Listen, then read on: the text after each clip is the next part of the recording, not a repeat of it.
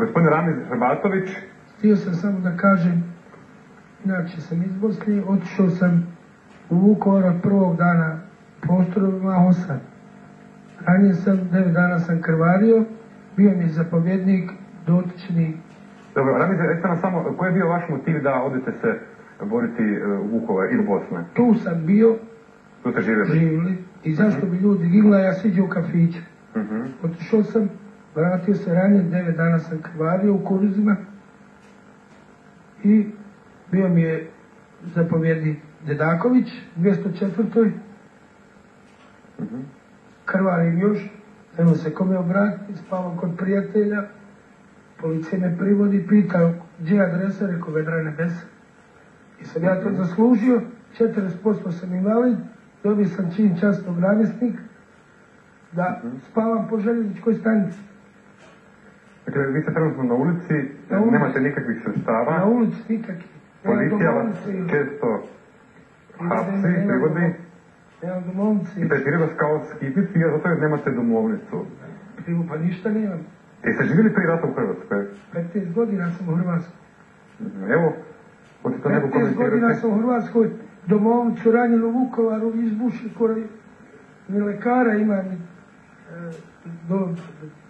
Da, ovo samo malo, ovo govori o sustavu, samo malo mogu reći nešto, ovo govori o sustavu koji nije okrenut prema običnom čovjeku.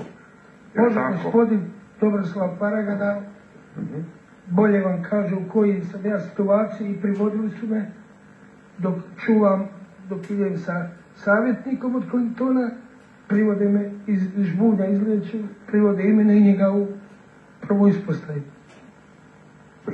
Gospodin Hrbatović je branitelj Vukovara, na ulici je 9 godina, bez riješenog statusa, nije mu priznato uopće da je branitelj.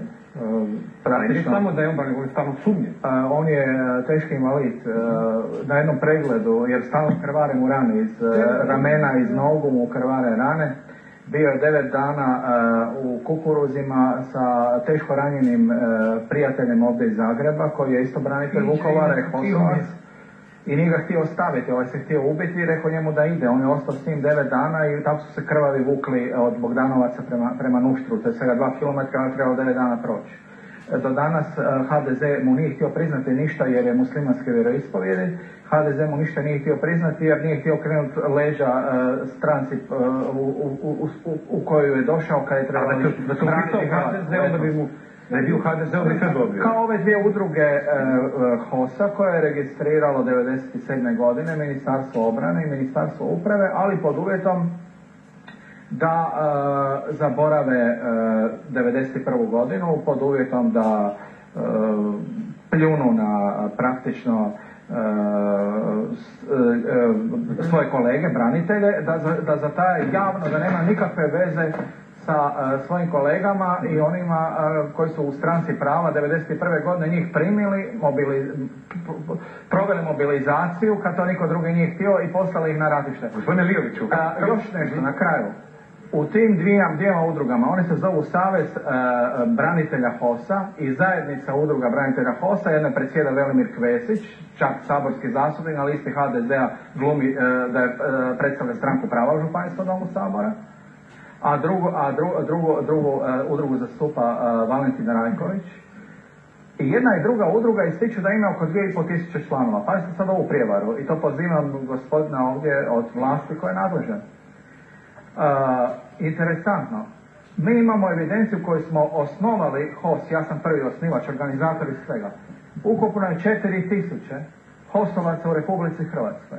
I jedna i druga udruga barata sa duplim članstvom. Praktično većina članova jedne udruge, ZUD HOS-a je istovremeno i član SUD, Saveza udruga HOS-a. I tu ne samo što je u pitanju dvojno članstvo i 2 puta se vjerojatno izvlače sredstva od ove zemlje, iz državnog proračuna, nego smo primijetili golem broj lica koji nikada u HOS-u nisu bili. Možete sad neko reći kako to izvalično biva da smo previše prostora dali jednom HOS-u. Međutim, nama nam je zapravo da pokažemo da kad je u pitanju obrana Hrvatske, da ona nije bitna stranačka podobnost, a niti nacionalnost. Apsolutno, ja govorim o zakonom moramo biti jednaki, gospodine Lijović, izvolite.